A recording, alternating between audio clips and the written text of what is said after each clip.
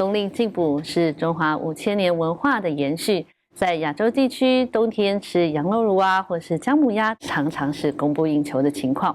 在冬天，如果吃了高热量或者是高蛋白来顺应节气，进补我们的身体，也是理所当然。但是呢，对于燥热体质的人就要特别注意了。今天我们很高兴邀请到养生专家陈朝宗医师来到节目现场。陈医师你好。你好，全球的观众朋友大家好。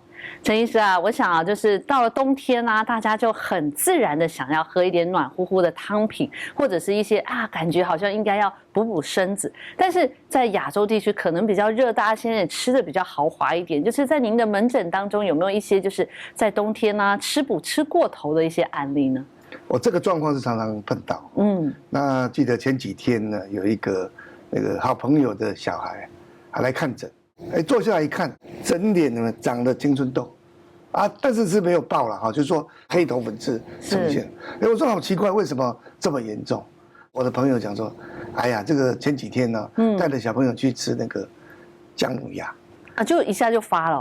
对，因为姜母鸭本身它是有一些中药，当归啦、肉桂、桂枝、黄芪，再用麻油做汤底。那再来呢，加很多的姜，吃了以后就燥了以后就长了很多的痘痘，长了超过100个哈。那为什么只有青少年小朋友比较容易？其实青少年他本身体质是比较燥热，尤其是男性荷尔蒙比较旺，在吃的这些燥热的食物，所以就长了一些那个痘痘粉刺了。那另外一个案例就是一个老患者了，那来看诊的时候，他痔疮，但是他很严重，他脱肛。那我说你是不是吃了什么？他说有，第一天先吃麻油鸡。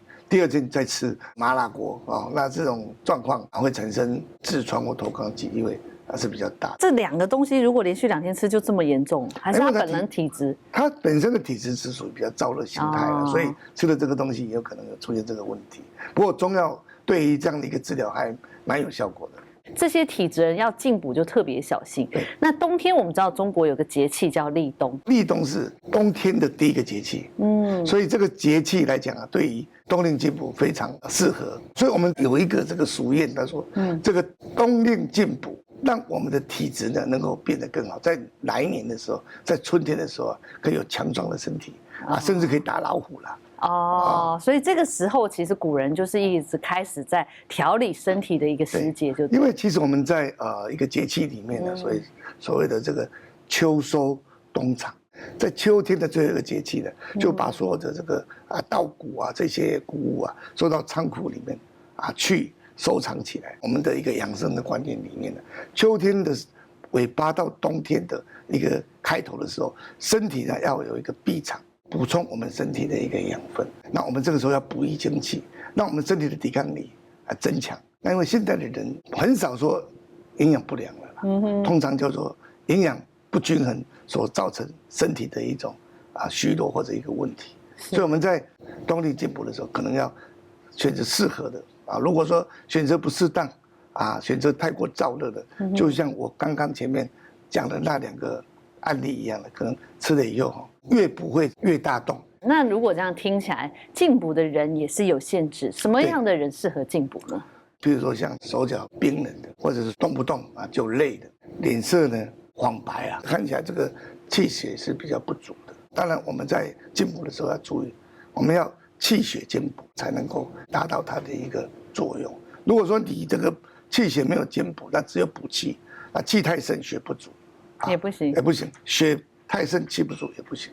那中医的一个概念里面是非常特别，气跟血它是2个对立的，但是又互相依赖的，就是我们中医里面所谓的阴阳的概念。阴阳要互生互长，而不能这个所谓的孤阳不生独阴不长，所以阴阳要气血调和。所以气血不足的人在冬天要喝什么样的汤品或者是什么样的有些中草药可以做调理吗？气血不足的当然就是刚才讲到补气补血。那补气最好的像人参黄芪这些补气的药。那血不足的人呢，像当归川穹熟地芍药这些滋阴养血而且补血的一个作用。补是很好，但实际上我们补有所谓的温补不用那么跟凉补虚的概念就是说不足叫做虚嘛。对。但是到底是阳不足还是阴不足？阴不足，还是气血不足。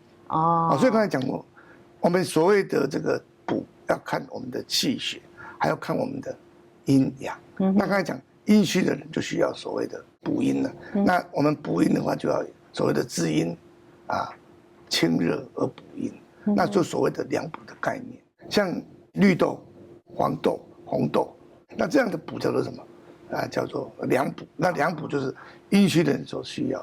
所以我们中药里面常用的像麦门冬、玄参、石斛、白木耳，这个都是属于补阴虚，而且是一个润肺养阴的一个中药材。那接下来就是阳虚的人。对，阳虚的人跟气血不足跟阴虚又不太一样。那他是怎么样的一个类型？阳虚的人他基本上是没有活力。譬如说在男女的性功能不只是男生女生也有像生理这些女性的这些生理的机能就变得比较虚弱。那皮肤呢比较柔软，比较脆弱。那这样子的人要怎么样去补去调理？那当然就是阳虚要补阳嘛。那补阳最好的这个食材或药材，当然像肉桂鹿茸海马、坚果类的这些食材。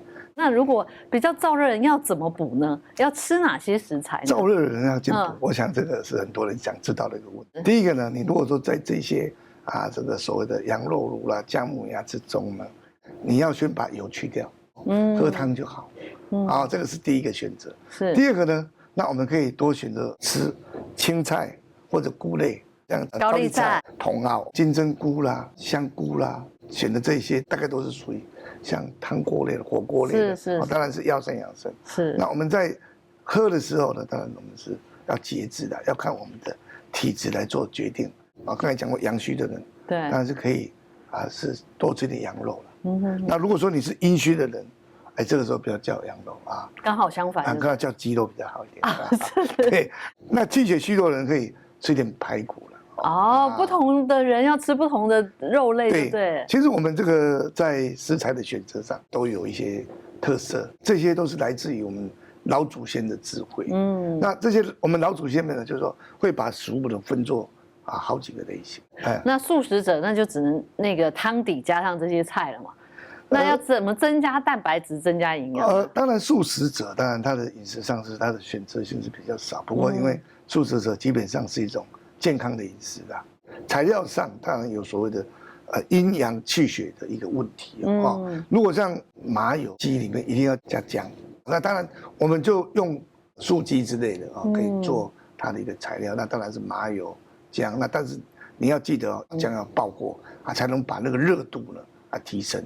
适合阳虚的人，你是阴虚的人就不适合那如果说你是气血不足的人，那当然就可以用中药材里面的一些材料，像当归、黄芪为主要的基础，那红枣、枸杞、山药这个都是健脾而且补气血的。那当然可以做汤底了。那另外再加的这个材料里面，可能多加一点像高丽菜了，这个都是健脾养血的啦。那如果有一些疾病的，就是要特别请中医师来做调理搭配了就是不建议随便吃了。其实我们这个饮食上比较重要，就是说尽量在冬令进补的时候对于高血压、高血脂、糖尿病人要特别注意。那体质上如果合适，当然就是可以来吃。但是如果你的胆固醇、血脂肪过高，那像有一些蔬菜汤底像有时候我们像用红萝卜白萝卜比较清凉一点。对，这些去做汤底来炖补是会比较好。那因为冬天比较冷，那当然大家对于吃点温热的东西就感觉比较舒服。但实际上我们要聪明的选择啦，你的体质到底是属于怎么样那适合才选择。如果真正的这个体质上像比较温热或者胆固醇、血脂肪、高血压、糖尿病的朋友们呢，可能真的要非常的注意。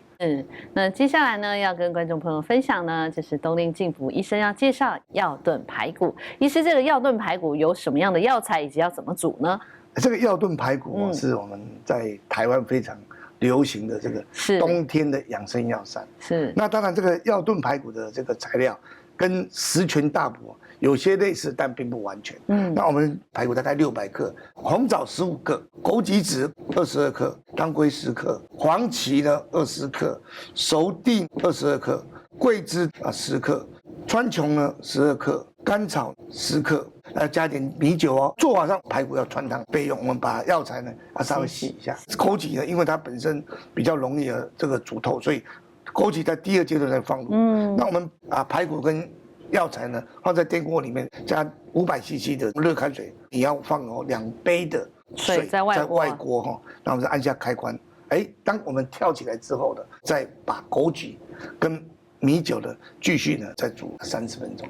这部药膳呢其实是适合一般人体质，全球的观众朋友呢都可以来使用这个药炖排骨。最好是建议用这个比例，因为有些材料如果是用过多的话，那可能味道可能就不是那么可口。那这个量大概6人份或者8人份的一个量，全家一起的。对如果说你是像一个人或者是2个人的小家庭，可能在这个减半哦。那在最后呢，有没有要提醒观众朋友，就是说在进补的时候要特别注意什么？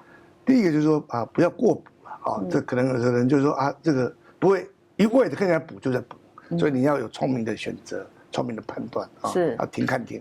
第二个呢，我们在补的时候要气血阴阳兼补气血阴阳兼补才是一个合适的。如果说我只有这个补气没有补血，那当然气血也不能均衡第三个就是说，我们有感冒的时候，不要乱补。我们在感冒的时候，我们的风邪或者热邪在体内，那你就补过头，完了把那个邪气呢输在体内了那我们有个讲法叫做岔气我们在台湾去撒掉这也不行。第三，我们在喝这个药膳食补的时候要注意因为很烫那不要烫了舌头，烫了嘴唇这样可能在使用上要特别的小心。